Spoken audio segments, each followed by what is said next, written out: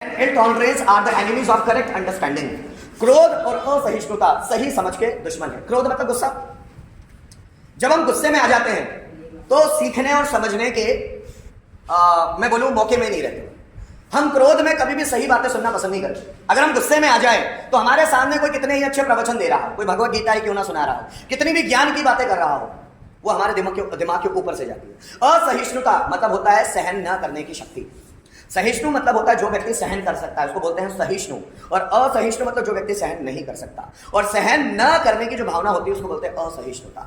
जब हम लोगों में सब्र ही नहीं होता किसी चीज को सहन करने का, तो हमको हर चीज खराब लगती है, हर चीज हमारी समझ के दुश्मन बन जाती है। कोई हमको सही ज्ञान भी देगा तो हम लोग सुनते नहीं है, जब हम लोगों में सहन करने की शक्ति ना हो। अंदर से बहुत सारे स्टूडेंट्स में ऐसे होता है कि माँ बाप उनको कोई राय देते हैं तो उनको दिमाग के बाहर जाती है, सह नहीं पाते वो। अगर वो इस उम्र में ज्यादा मोबाइल इस्तेमाल कर रहे हैं, Facebook, WhatsApp, social media sites, friends के साथ ज्यादा रह रहे हैं, अफेयर्स में ज्यादा लगे, माँ बाप को पता चल जाए, माँ बाप अगर डांटते चिल्लाते हैं तो उनको सहन नहीं होता, क्योंकि सहन शक्ति है ही नहीं। और जब व्यक्ति में सहन शक्ति होती नहीं तो उसकी जो बुद्धि है वो काम ही नहीं करती। अगर कोई भी हमारे आसपास बोल रहा है तो उसकी बातों को समझना सीखना चाहिए, सहन शक्ति होनी चाहिए, मतलब सहिष्णुता का भाव होना चाहिए कि अगर कोई बोल रहा है तो वो क्यों बोल रहा है। उसमें हर एक चीज में झल्लाने की जरूरत नहीं है, गुस्सा करने की जरूरत नहीं है। इन दोनों चीजों में जिसको कंट्रोल आ गया उसकी बुद्धि परिपक्व हो जाती है, मैच्योर हो जाती है। जब भी आपको गुस्सा आए तो अपने आप को शांत करने की कोशिश करो। हो सकता है उस वक्त आपको अमृत ज्ञान भी दिया जा रहा हो, आप लेंगे नहीं। मन में जब चिढ़ आती है ना, इरिटेशन, एंगर आता है, जेलस आती है, उन चीजों में हमारी बुद्धि काम करना ही बंद कर देती है। उस समय हमको कोई कितना भी अच्छा समझाए हमारे दिमाग में आता ही नहीं। मेरा भी वक्त था जिस वक्त मुझे भी मेरे पेरेंट्स समझाया करते थे कि इन चीजों में मत लग, मैं समझता नहीं था। मुझे लगता था मुझसे ज्यादा दुनिया को देखने वाला या दुनिया की समझ किसी को है ही नहीं। जब वो चीजें मेरी लाइफ में गलत पड़ी, गलत आया, सो मैं अपने एक्सपीरियंस से सीखा, अपने अनुभव से समझ में आया, यस दे यूज्ड टू से राइट, वो सही कहा करते थे। पर चूंकि अपना घमंड, अपना क्रोध, अपना इरिटेशन है ना, अपनी असहिष्णुता, न सहन करने की आदत ने मुझे बहुत नुकसान पहुंचाया।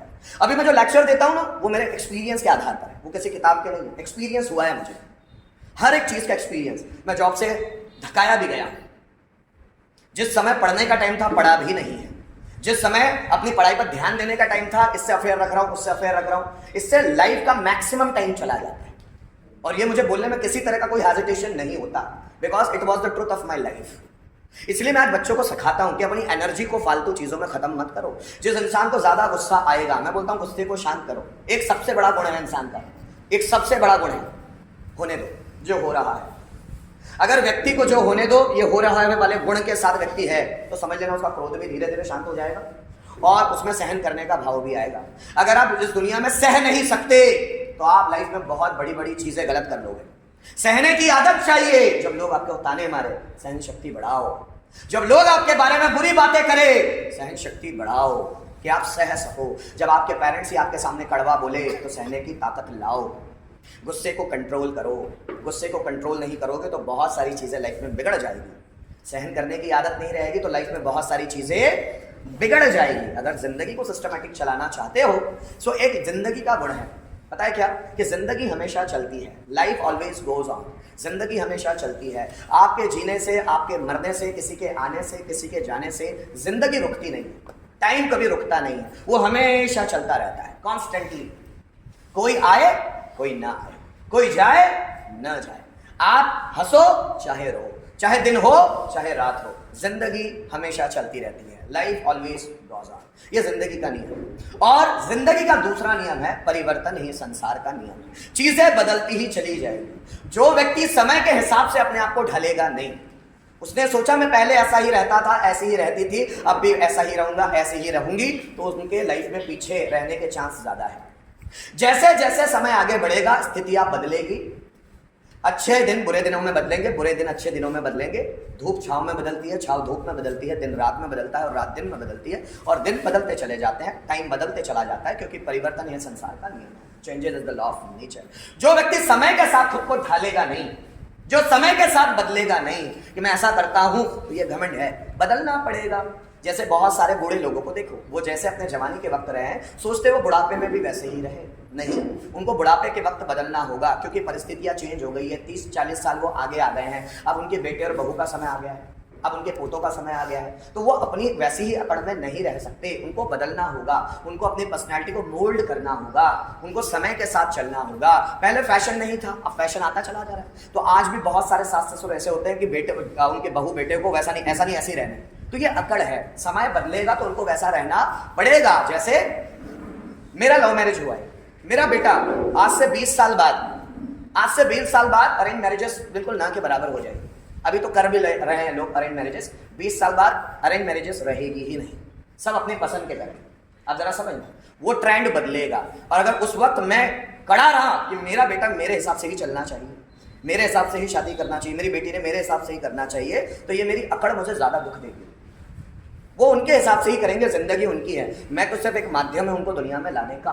वो मेरे हिसाब से कुछ भी नहीं करेंगे। अगर ये मैं पहले से ही मान के चलूंगा तो मेरी जिंदगी अच्छी होगी। वही बूढ़े अपने लाइफ में ज्यादा दुख पाते हैं जो अकड़ में रहते हैं, जो अपने आप को समय के हिसाब से बदलते नहीं हैं। जो भी इंसान समय के हिसाब से अपने आप को बदलेगा नहीं, उसकी जिंदगी में ज्यादा दुख पाएगा। जो व्यक्ति जितना फ्लेक्सिबल है, जैसे पानी में कोई अकड़ नहीं होती। आप पानी में रेड कलर डालो तो पानी रेड हो जाता है, आप पानी में येलो कलर डालो तो पानी येलो हो जाता है, पानी में आप ब्लू कलर डाल दो पानी ब्लू हो जाता है, पानी में आप शक्कर डाल दो तो पानी मीठा हो जाता है। पानी का अपना कोई घमंड है नहीं, वो जैसी चीज के साथ रहता है वैसा बन जाता है। आप मेरी बात समझ रहे हैं? उसका कोई अपना घमंड नहीं, उसका कोई अपना वजूद नहीं है, वो बहता रहता है। आप उसका रास्ता रोक दो तो वहीं पर वो पानी जमा होता रहेगा, बस जमा होता रहेगा। फिर उसको थोड़ा सा भी रास्ता इधर उधर से मिला तो वहां से निकल जाएगा। वो घमंड नहीं, अकड़ नहीं दिखाता। इसलिए पानी को इस दुनिया में कोई नहीं रोक पाता, हवा को इस दुनिया में कोई नहीं रोक पाता, बिकॉज दे हैव न ईगो। नेचर की किसी चीज में घमंड नहीं है, क्रोध नहीं है, गुस्सा नहीं है, असहिष्णुता की भावना नहीं है। जैसे आप शेर को देखें, शेर बकरी जैसा बनना नहीं चाहता, बकरी शेर जैसा बनना नहीं चाहती, आम का पेड़ जाम का पेड़ बनना नहीं चाहता, गुलाब कमल बनना नहीं चाहता। सब अपने जैसे ही खुश हैं, लेकिन हम लोग इंसान दूसरे के जैसा बनना चाहते हैं। ये भी हमारा घमंड ही है कि ईश्वर ने हमको बनाया कुछ, हम बनना कुछ और चाहते हैं। बहुत सारे लोग पहले डिसाइड कर लेते हैं कि मैं डॉक्टर बनूंगा। अगर भगवान ना बनाना चाहे तो आप में वो गट्स ही ना हो, आपने तो दूसरों को देख के सपने डिसाइड कर लिए। हो सकता है ईश्वर आपको डॉक्टर बनाए ही नहीं, वो आपको चाहता है कि मोटिवेशनल स्पीकर बन जाओ। आप चाहते हो कि मैं मोटिवेशनल स्पीकर बनूंगा और ऊपर वाला आपको बनाना ही ना चाहता।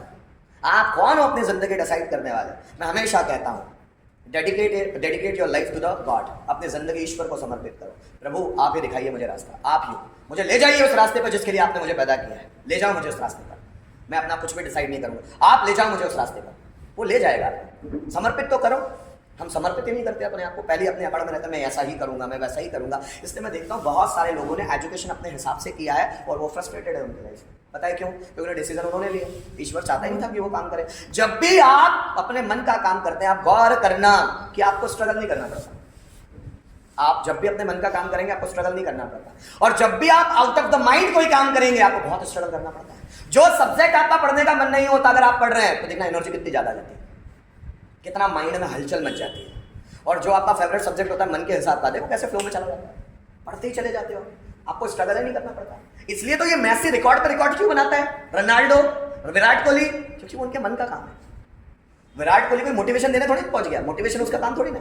विराट कोहली कोई टेनिस थोड़ी ना खेलने पहुंचे, विराट कोहली कोई बैडमिंटन थोड़ी ना खेल रहा है, वो काम कर रहा है जो उसको अच्छा लगता है, इसलिए उसकी एनर्जी 4 गुना है। और जब हम दुनिया में कोई भी ऐसा काम करेंगे जो हमको पसंद नहीं है तो उसमें एनर्जी नहीं रहेगी, बिल्कुल नहीं रहेगी। लेकिन यहां पर कुछ बहुत अच्छे कोट्स भी है कि अगर आपको कोई काम पसंद नहीं है तो आप तरीका बना सकते हैं उस काम को करने का, उस काम को ऐसे अच्छे ढंग से कर सको जिससे वो काम और बेहतर तरीके से हो सके। यहां पर जो मैं पढ़ रहा था, क्रोध और असहिष्णुता सही समझ के दुश्मन है। अगर समझ को बढ़ानी है तो गुस्से को कम कंट्रोल करना सीखना होगा। अगर समझ बढ़ानी है तो असहिष्णुता, सहने का भाव सीखना होगा। बहुत सारे लोग यहाँ आपको पार्टी करेंगे, शांत रहने की कोशिश करें, चिढ़ मत जाना छोटी छोटी चीज़ों में। यहाँ लोगों का काम है। हाथी जब चलता है ना तो बहुत सारे कुत्ते भौंकते हैं, तो हाथी उन कुत्तों के भौंकने पर ध्यान नहीं देता क्योंकि वो हाथी है। बात समझ में आ रही है? शेर का एक अपना एटीट्यूड है और बकरियों का अपना एटीट्यूड है। जब कोई कार जाती है और आगे बकरियों या भेड़ों का झुंड जाता है तो कार का हॉर्न सुन के बकरियों का या भेड़ों का झुंड राइट साइड हो जाता है। लेकिन जब जंगल में कोई कार जाती है, जैसे कोई जंगल का पर्टिकुलर एरिया जहाँ पे शेर भी रहते हैं, बाघ भी रहते हैं, उस पर्टिकुलर कच्चे रास्ते पर अगर कोई कार जा रही है, सफारी कार, मतलब घूमने घुमक्कड़ लोग जो जाते हैं ना जंगल में घूमने के लिए कार से, अगर वहाँ सामने से शेर जा रहा है या लॉयन जा रहा है, मतलब लॉयन या टाइगर जा रहा है, तो कार वाला कार रोक देता है। तो उसको पता है अपन ने शेर से छेड़खानी की तो कार को पलटा देगा। इसलिए शेर को कोई चिढ़ाता नहीं, बात समझ, क्योंकि उसका अपना एक एटीट्यूड है। कार रुक जाती है अगर सामने टाइगर है तो, लेकिन बकरियां सामने तो कार वाले हिम्मत करता है, हटा इसको, हॉर्न मारो साले को, हटा इसको। पता है क्यों? उनको पता है बकरियां भागती, पर उसको पता है कि शेर के सामने ज़्यादा नहीं, अगर उसकी वाली पे आ गया ना तो काम लगा देगा अपना। कार कोई पलटा दे, 350 से 400 किलो वेट होता है। तो व्यक्ति आपसे बात करता है आपका एटीट्यूड देखकर, समझे आप मेरी बात? जैसे आपके गुण होते हैं उसके हिसाब से व्यक्ति आपसे बात करता है। मैं बार बार आपसे कहता हूँ, बार बार अपनी वैल्यू बनाना चाहते हो, लोगों को सबसे कम समय दो, पर आप सुनोगे ही नहीं। जिस जगह आप जिस व्यक्ति के साथ ज़्यादा है वो आपकी इज्जत करेगा ही नहीं, आज नहीं तो कल। पता है लव मैरिजेस में बहुत डाइवोर्स होते हैं, रीज़न जानते हो? क्योंकि वो शादी से पहले इतनी बात कर लेते हैं कि शादी के बाद कुछ बचता ही नहीं बात करते, फिर फ्रस्ट्रेशन ही बचता है, इसलिए वो ज़्यादा डाइवोर्स की कंडीशन पे आता है। जिस भी व्यक्ति से आप ज़्यादा मिलोगे उसमें इंटरेस्ट आपका खत्म हो जाएगा, कोई और व्यक्ति आपको अट्रैक्ट करेगा जो जाना पहचाना नहीं है। किताबें वही ज़्यादा पढ़ी जाती है जिनको आपने पढ़ा नहीं, जिसको आप पढ़ ले तो दोबारा नहीं पढ़ते, जिसको आपने जान लिया उसको इंटरेस्ट नहीं देता जानने। अब जब जान ही लिया है तो इसलिए लोग मतलब अफेयर्स में रहते हैं, 3-4 साल रहते हैं, उसके बाद अफेयर्स ब्रेकअप कर लेते हैं। क्यों? इंटरेस्ट खत्म। और जब इंटरेस्ट ही खत्म तो इंसान में इंटरेस्ट कैसा? आप समझ रहे हो मेरी बात? किसी को इतना ज़्यादा समय मत दो कि वो आपसे उसका मन भर जाए, आपकी सब आदतें उसको पता चल जाए कि ये ऐसी है, ये ऐसा है, ये ऐसी है, ये ऐसा है। इंटरेस्ट उसी में आएगा जो हिडन होगा। जो व्यक्ति आपसे हिडन है ना, उसी में आपको इंटरेस्ट आएगा, जो आपसे छुपा हुआ है। अब हीरोज को देखो, अब सलमान खान बहुत शराब पीता है, आपको पता है क्या? अगर उसकी रूटीन आप देख लो ना तो कभी उसको लाइक ही नहीं करोगे। शाहरुख खान बहुत बड़ा चेन स्मोकर है, हर 5 मिनट में सिगरेट पीता है। अगर आप ये आदतें देख लो तो शाहरुख खान को भी लाइक करना छोड़ दो, लाइक करना छोड़ ही दोगे। अभी हम दूर है ना उनसे, इसलिए लाइक भी करते हैं उनको।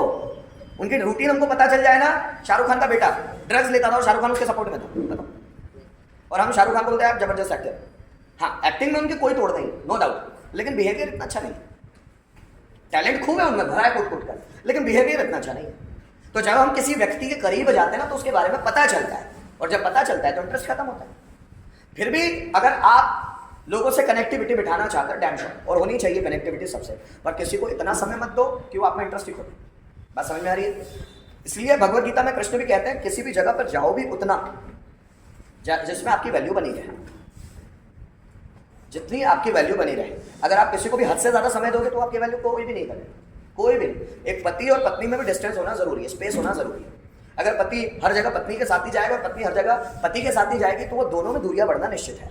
उनमें दोनों में थोड़ा सा डिस्टेंस जरूरी है, हर एक रिश्ते के लिए दूरियां जरूरी है। जब भी फैमिलिटी बढ़ती है, घनिष्ठता बढ़ती है, रिश्ता टूटता है। मिठाई में जितनी मिठाई ज़्यादा मीठी होगी उतने उसमें कीड़े पड़ते हैं, जितना रिश्ता ज़्यादा मीठा होने की कोशिश करेगा उसमें कीड़े पड़ेंगे। बात समझ में आ रहा है? डिस्टेंस हर रिश्ते में जरूरी है। चलो ठीक है, और कुछ समझना चाहते हो?